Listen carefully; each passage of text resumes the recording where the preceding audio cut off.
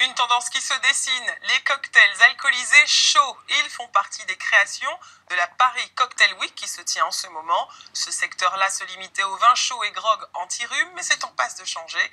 Le rhum, le bourbon ou encore la vodka s'associent à des boissons brûlantes, à consommer bien sûr toujours avec modération. Charlotte Palot et Ingrid Carré.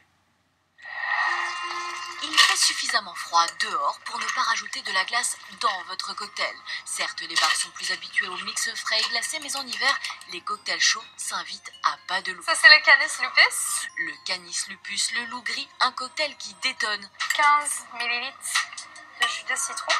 Avec des ingrédients qui vont réchauffer les palais. Du bourbon infusé aux fèves tonka et à la vanille, du sirop de piment d'Espelette et gingembre. Ça va avoir un petit arc en bouche avec le gingembre. Et de l'eau bouillante. Alors de l'eau chaude pour un cocktail chaud, c'est assez évident, direz-vous, mais en fait c'est plus scientifique que ça. Quand ça chauffe, il y a plein d'autres saveurs qui s'expriment. Par exemple, souvent on boit du whisky avec de la glace, mais en fait ça referme certaines saveurs.